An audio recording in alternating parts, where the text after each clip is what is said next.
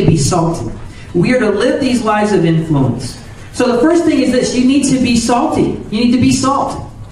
You need to be salty.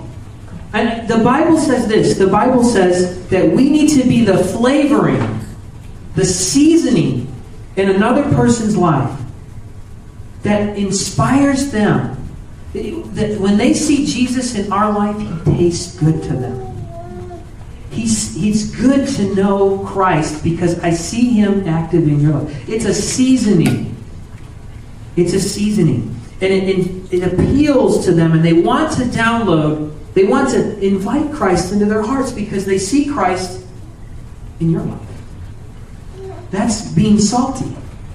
That's what it means to be salty. The Bible says this. Jesus is at the Sermon on the Mount, and He talked about salt. He said, "You are the salt of the earth." So I know you think Pastor Rob's very creative, but I stole this one from Jesus. He's got the copyright on this. It's over 2,000 years old. Maybe it's expired. I don't know. But Jesus said we're to be the salt of the earth. But notice He says, but if the salt loses its saltiness, how can it be made salty again? Well, it's a question that requires a no answer. It can't. And so it's good for nothing. And so as followers of Christ, we need to live lives that never lose their saltiness. You know, when Jesus spoke, at the time that Jesus shared this with His disciples, salt was well known as a preservative. In fact, when kings would conquer a city, it's known in history that they would often take salt and salt the whole city. Because they believed that that purified the city, that it preserved the city from the conquered enemies. And they would also use salt. As you know, they didn't have a refrigeration system.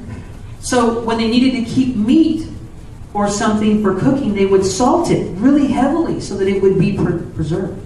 So salt was this preserving agent. But more than that, everybody knew that salt was a seasoning. Everybody in this room understands that salt is a seasoning. Now, we should ask for a show of hands. How many of you men are off salt because the doctor said salt's bad for you? It bloats you. Right? Yeah, I know. Bloats me.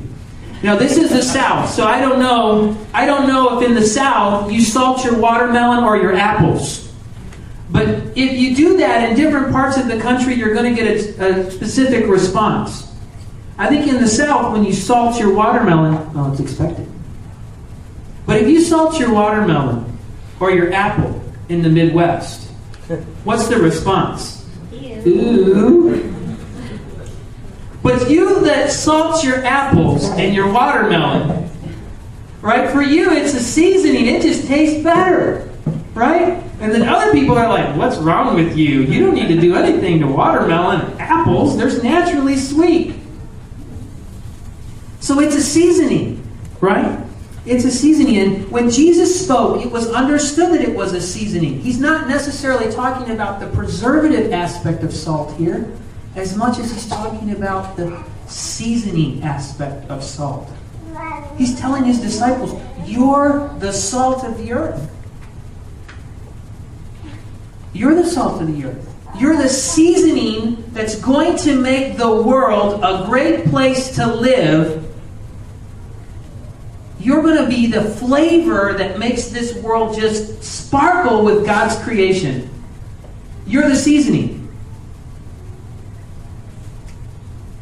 What Jesus said, He said that you and I, followers of Christ, we're the salt of the earth. This is what He meant, that we're the seasoning. You're the world's flavoring.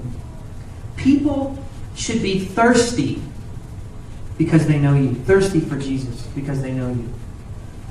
So, we need to be beer nuts. Y'all know what beer nuts are, right? Some of you are apprehensive about admitting that you know what beer nuts are. I was sitting in here this morning and practicing my lesson, and my little daughter's sitting over there, and she goes, oh yeah, beer nuts. Those are the things at the bar that make you thirsty. I don't even want to know how she knows that. Where's she learned that from? Apparently some of y'all have been talking to her. But you and I are to be beer nuts in the sense that we create a thirst, a greater thirst for Christ in the lives of our friends. They should be thirsty because they know us. And so here's your reach out point for this. Here's your reach out point. I want you to understand this is the first principle of you becoming someone who helps others invite Christ into their lives, to get the podcast of Jesus' gospel into their hearts. You and I need to live in such a way. You and I need to live in such a way as to make others thirsty for Jesus. So people know you. Are they thirsty for Jesus because they know you? Are they longing to know what it is that you have that makes you get through the life that you're living on a daily basis? Are you making people thirsty? Are you a good beer nut?